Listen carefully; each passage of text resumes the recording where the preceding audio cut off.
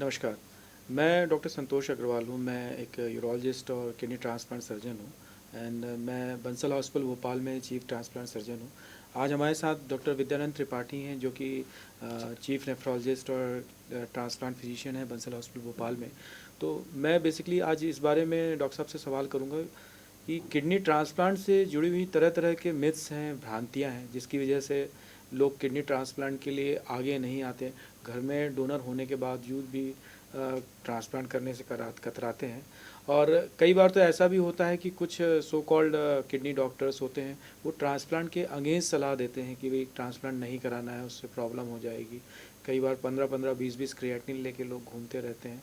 तो ऐसी बहुत सारे मिथ्स और भ्रांतियाँ, इसके बारे में हम डॉक्टर साहब से सवाल करेंगे और आंसर जानने की कोशिश करेंगे। तो सबसे पहला सवाल है कि क्या किडनी ट्रांसप्लांट जो डायलिसिस के मरीजों में होता है, क्या ये सबसे लास्ट ऑप्शन, क्योंकि लोगों को लगता है जब एकदम मरने वाली हालत हो जाएगी या कोई विकल्प नहीं बनेगा तभी जाएंगे हम ट्रांसप्लांट, नहीं तो नहीं कराएंगे।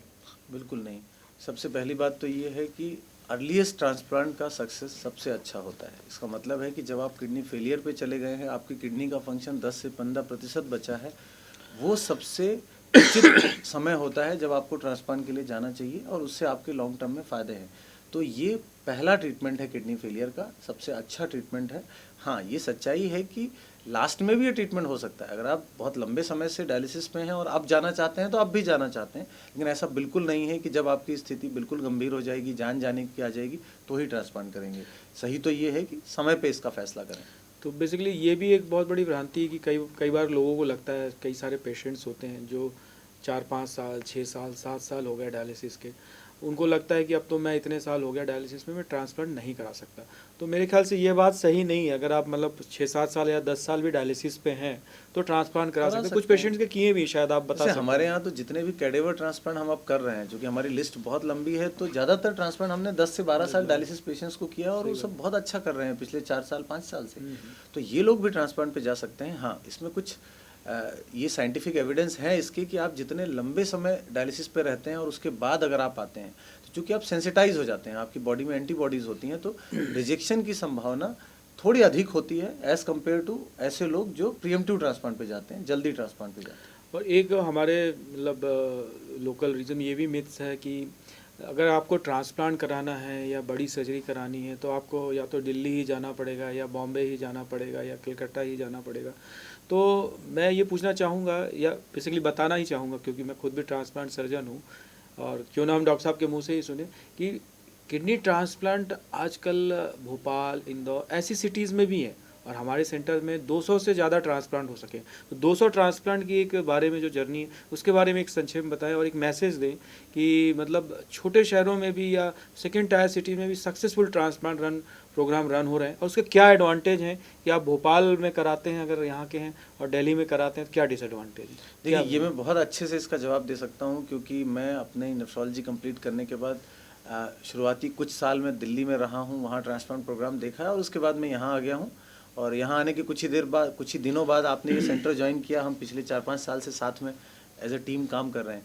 तो जब दिल्ली में था, उसमें डिफरेंस ये है कि दिल्ली में ज़्यादातर बाहर के मरीज ट्रांसप्लांट के लिए आते हैं। आपने ट्रांसप्लांट कर दिया, सक्सेसफुल हो गया, लेकिन ट्रांसप्लांट में बाद का फॉलोअप बहुत इंपॉर्टेंट है। अगले दूसरा महीना, तीसरा महीना, चौथे महीने अगर आप भोपाल का पेशेंट दिल्ली में ट्रांसप्लांट करेगा और उसको कल इन्फेक्शन हुआ है, तो वो जाहिर सी बात है कि दिल्ली पहुंचने में उसको 10 दिन लगेगा, 5 दिन लगेगा, उसका एक्सपेंस बहुत ज़्यादा होगा। तो सक्सेस रेट बहुत यहाँ की तुलना में कम था। यहाँ आने के बाद हम सारे पेशेंट से लगातार टच में हैं, सबके फ़ोन पे कांटेक्ट में हैं, क्योंकि आसपास के पेशेंट हैं तो रेगुलर टच में हैं। तो मुझे लगता है कि इन जगहों का सक्सेस रेट बड़े महानगरों की तुलना में यहाँ के पेशेंट के लिए बहुत ज़्यादा है। तो ये सोचना कि छोटी जगह है यहाँ ट्रांसप्लांट कॉम्प्रोमाइज़ होगा, ऐसा बिल्कुल भी नहीं है, क्योंकि ट्रांसप्लांट एक प्रोटोकॉल पे होता है। जो भी ट्रांसप्लांट सर्जन हैं या नेफ्रोलॉजिस्ट हैं, वो सब उस चीज़ के लिए ट्रेंड है, एक लंबा अनुभव है और छोटी जगह का आपको फ़ायदा है, जो मैंने अभी आपको बताया कि ये आपकी ट्रांसप्लांट के सफल होने की संभावना को काफ़ी हद तक बढ़ा देता है महानगरों की तुलना में। और दूसरा ये भी पेशेंट्स को लगता है कि जो पेशेंट डायलिसिस में है कि ट्रांसप्लांट बहुत महंगा है, 5-6 लाख रुपए लग जाएंगे या काफ़ी पैसे खर्च होते हैं, दवाइयाँ भी लेनी पड़ेगी लॉन्ग टर्म। तो क्या यह सही है कि, क्योंकि आपने जैसे बताया कि जब जो पेशेंट किडनी फेलियर के 2 विकल्प हैं, या तो डायलिसिस पे रहें या ट्रांसप्लांट पे रहें, तो खर्चे की अगर बात करें तो ट्रांसप्लांट डायलिसिस की तुलना में मतलब कैसे कंपेयर करेंगे आप उसको, जो लोग ये सोचते हैं कि ट्रांसप्लांट महंगा है? बिल्कुल, तो ये बिल्कुल उल्टा है, ट्रांसप्लांट बहुत सस्ता है। कि अगर आप डायलिसिस का खर्चा देखें, आप महीने में 10 से 12 डायलिसिस करेंगे और उसका करीब एक्सपेंस 20-25 हज़ार आएगा। खून बढ़ाने के इंजेक्शंस लेंगे, कैल्शियम लेंगे, बीपी की दवाइयाँ लेंगे, सब मिला के 40-50 हज़ार महीना। तो 1.5 से 2 साल में जो आपका डायलिसिस का एक्सपेंस है, उतने में आपका ट्रांसप्लांट हो रहा है। और ट्रांसप्लांट की भी दवाइयाँ लॉन्ग टर्म होती है, ज़िंदगी भर खानी होती है, किंतु आफ्टर 6 मंथ उनका खर्चा करीब-करीब 5 से 6 हज़ार महीना है और डायलिसिस का खर्चा महीने का 30-40 हज़ार रुपया है। तो लॉन्ग टर्म में अगर आप 10 साल डायलिसिस में किसी की लाइफ रहे, जो कि खैर बहुत मुश्किल है क्योंकि एवरेज लाइफ ही 4-5 साल होती है, तो आप देखोगे तो ये तो करीब-करीब 50 टू 100 टाइम्स हो जाएगा सही खर्चा। बात। तो ट्रांसप्लांट एक बहुत सस्ता विकल्प है एज़ कम्पेयर टू डायलिसिस। दूसरा ये भी कई बार ये सोचते हैं कि मुझे तो इतनी सारी बीमारी है, शुगर है, ब्लड प्रेशर है, हार्ट अटैक आ चुका है, एंजियोप्लास्टी हो चुकी है, स्ट्रोक आ चुका है, मेरा ट्रांसप्लांट नहीं हो सकता।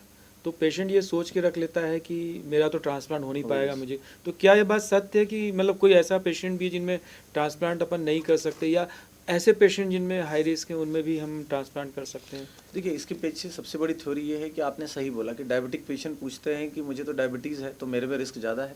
बिल्कुल सही है, आप में ट्रांसप्लांट के रिस्क नॉन डायबिटिक की तुलना में थोड़ा अधिक है क्योंकि आपके हार्ट, ब्रेन, बाकी ऑर्गन्स में रिस्क है। किंतु तुलना आपको बाकी नॉर्मल व्यक्ति से नहीं करना है, आपको तुलना डायलिसिस में रहने से करना है। तो डायलिसिस में तो हार्ट के पेशेंट और डायबिटीज़ के पेशेंट की लाइफ वैसे ही बहुत पुअर होती है नॉन डायबिटिक की तुलना में। तो आपको ट्रांसप्लांट की ज़रूरत और ज़्यादा है क्योंकि आप में डायलिसिस में लाइफ बहुत मुश्किल है। तो ऐसे लोग जिनका हार्ट कमज़ोर है, उनका वैसे भी ट्रांसप्लांट के पहले एंजियोग्राफी या हार्ट का टेस्ट होगा, हार्ट से फिटनेस लिया जाएगा, उसका ट्रीटमेंट होगा, फिर ट्रांसप्लांट पे जाएंगे। तो ये लोग भी ट्रांसप्लांट पे जा सकते हैं और इनको ट्रांसप्लांट की ज़रूरत अधिक होती है, ऐसा कोई कॉन्ट्राइंडिकेशन नहीं है। हाँ, कुछ कॉन्ट्राइंडिकेशंस होते हैं, जैसे कि आपका हार्ट इतना वीक है या आपकी नसें इतनी कमज़ोर हैं, उसका ट्रीटमेंट संभव नहीं है और आपकी जो लाइफ एक्सपेक्टेंसी होती है वो 5 साल से कम है, वैसे भी लग रहा है कि आप इन दूसरी बीमारियों की वजह से सर्वाइवल नहीं है, तो बिल्कुल हम ट्रांसप्लांट की सलाह नहीं देते क्योंकि वो ट्रांसप्लांट का आपको कोई फ़ायदा नहीं मिलेगा। या आपको कोई एक्टिव मैलिग्नेंसी है, आपको कैंसर है, आपको कोई ऐसा इन्फेक्शन है जिसका इलाज संभव नहीं है, वो इन्फेक्शन बाद में आपको समस्या देगा, तो बहुत ही लिमिटेड कॉन्ट्राइंडिकेशन है, बहुत ही लिमिटेड परिस्थितियाँ हैं जहाँ पे ट्रांसप्लांट मना होता है। अदरवाइज़ तो कोई उम्र का बार नहीं है, अगर आपकी लाइफ की एक्सपेक्टेंसी है 5 ईयर, एक अच्छी क्वालिटी लाइफ चाहिए, तो आप किसी भी उम्र में ट्रांसप्लांट में जा सकते हैं। डॉक्टर साहब, दूसरा जो किडनी ट्रांसप्लांट के मरीज होते हैं वो इस बात से डरे रहते हैं किडनी ट्रांसप्लांट जिनका होता है वो तो फेल हो ही जाता है कभी ना कभी, तो क्या फ़ायदा ट्रांसप्लांट कराने का? तो ये भी एक बहुत बड़ा मिथ है कि मतलब ट्रांसप्लांट हमेशा ही फेल होता है या सक्सेस रेट बहुत ही कम है, तो इसके बारे में क्या बताना चाहेंगे? ऐसा बिल्कुल नहीं है, किडनी ट्रांसप्लांट का सफलता का दर है 95% 1 ईयर का। इसका मतलब है कि 1 साल बाद अगर हम 100 ट्रांसप्लांट करते हैं तो 95 लोगों की किडनी चल रही होती है। यही 5 साल में देखेंगे तो करीब 85%, 10 साल में 70-75%, जो कि बहुत अच्छा सक्सेस रेट है। इससे तुलना आप डायलिसिस की करें तो डायलिसिस में 5 ईयर, एक diabetic nephropathy and stage kidney disease में 5 ईयर सर्वाइवल के चांस सिर्फ 20% है। तो ट्रांसप्लांट का सक्सेस रेट डायलिसिस की तुलना में बहुत अधिक है। ट्रांसप्लांट फेल अगर होते भी हैं तो उसमें भी ये तो बहुत सारी स्टडीज़ में मिला है कि जैसे हमारी कंट्री में फेल होते हैं, अगर आपके आसपास आपको दिखता भी है कि ज़्यादा फेल है, वो हम अपनी लापरवाही से होते हैं। लोग कई बार दवाइयाँ छोड़ देते हैं, साफ़ सफाई का ध्यान नहीं रखते, परेशानियां हैं, डॉक्टर के पास जाना छोड़ देते हैं, ये मुख्य वजह है। अगर आप सही तरीके से दवाइयाँ लें, समय पे डॉक्टर की सलाह लें, तो ज़्यादातर किडनी ट्रांसप्लांट रेसिपिएंट्स बहुत अच्छा करते हैं, एक बहुत लंबी हेल्दी ज़िंदगी जीते हैं। तो ये बहुत ही इम्पोर्टेंट बात है जो डॉक्टर साहब ने बताई। दूसरा, नेक्स्ट लोगों को ये लगता है कि मेरा ट्रांसप्लांट हो जाएगा तो मैं कुछ भी काम नहीं कर पाऊँगा या बहुत कमज़ोर हो जाऊँगा, पता नहीं फैमिली को देख पाऊँगा कि नहीं, जॉब कर पाऊँगा कि नहीं। तो आप एक ट्रांसप्लांट के बाद कैसी लाइफ होती है उसके बारे में बताएं ताकि लोगों के ये भ्रांतियाँ हट सकें। बिल्कुल, तो इसका असलियत इसके बिल्कुल उलट है, इसकी उल्टी है कि आमतौर पे हम ट्रांसप्लांट की सलाह देते समय यही बताते हैं कि ये फ़ायदा है आपका, कि डायलिसिस में आपको हफ्ते में 3 बार अस्पताल आना है, एक परिवार का मेंबर रहेगा, इतना पैसा लगेगा, आप नौकरी करना संभव नहीं है, आप दौड़ नहीं सकते, चल नहीं सकते, आपका डाइट रेस्ट्रिक्टेड है, पानी नहीं पी सकते। उसके उलट ट्रांसप्लांट के बाद आप जितना चाहें पानी पी सकते हैं, आप सब कुछ खा सकते हैं। 3 to 6 मंथ के बाद आप अपनी ऑफिस जा सकते हैं, आप स्कूल में पढ़ते हैं तो स्कूल जा सकते हैं, छोटे बच्चों में उनकी ग्रोथ वापस आने लग जाती है और आप हर तरह से बहुत छोटी छोटी चीज़ें हैं, आपके स्किन कलर बेटर हो जाएंगे, बोन की स्ट्रेंथ अच्छी हो जाएगी, बीपी की दवाइयाँ बंद हो जाएगी। तो मैं तो ये बोलूँगा कि ट्रांसप्लांट के बाद ही आप सब कुछ कर सकते हैं। डायलिसिस के बाद आपकी लाइफ बहुत रेस्ट्रिक्टेड है, तो ये बिल्कुल एक बड़ा मिथ है।